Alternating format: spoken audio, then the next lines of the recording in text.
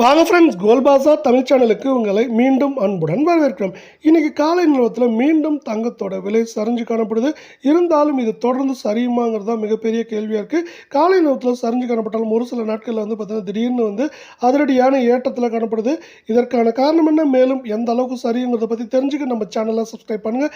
வீடியோவுக்கு ஒரே ஒரு லைக் போடுங்க. வெள்ளி விலை 1 கிராம் 139 ரூபாய் 90 பைசாவாகவும் 1 கிலோ 1,39,000 அப்படிங்கிற சரிவில் காணப்படுது. இருந்தாலும் இந்த சரிவு போகவே இந்த வாரத்தில் ஒட்டு மொத்தமாக பார்க்குறப்போ 1900 ரூபாய் வெள்ளியில் அதிரடியான ஏற்றம் காணப்படுது. உலக சந்தையில் தங்கத்தோட விலையானது ஒரு அளவை தாண்டி உயர்ந்துருச்சு. அது சரிகிற வரைக்கும் தங்கம் மற்றும் வெள்ளியோட விலை சரியறதுக்கான வாய்ப்புகள் குறைவாக இருக்குது. இருந்தாலும் பார்த்தீங்கன்னா காலை நேரத்தில் சரிஞ்சு காணப்பட்டாலும் அதற்கு அடுத்த அப்டேட்லேயே பார்த்தீங்கன்னா அதிரடியான ஏற்றத்திலையும் காணப்படுதுங்கிறத ஒரு வருத்தத்துக்குரிய செய்தியாக பார்க்கப்படுது. இதே வேலை 24 தங்கத்தோட விலை 1 கிராம் 11,072 ரூபாய் அப்படிங்கிற சரிவில் காணப்படுது.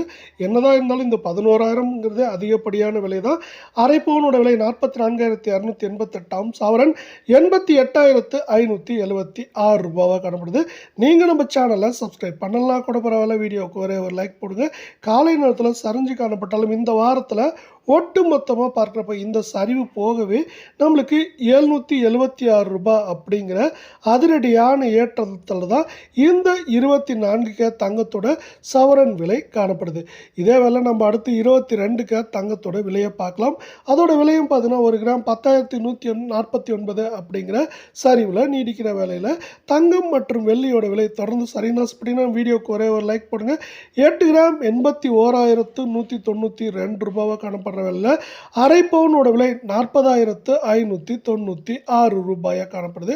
இதுவும் பார்த்தீங்கன்னா நம்மளுக்கு இந்த வாரத்தில் சரிவுகள் போக, அதாவது இன்னையோட சரிவும் போக 712 ரூபாய் சவரனுக்கு அதிரடியில் காணப்படுது. இந்த வாரத்தில் ஏற்றத்தின் வேகம் தாக்கம் கம்மியாக காணப்படுது. இது மேலும் சரிவுக்கு வழிவகை செய்கிற மாதிரி இருக்குது. மேற்கொண்டு சரிஞ்சால் நல்லா இருக்கும் அப்படிங்கிறது எல்லாத்தையும் எண்ணமாக இருக்குது.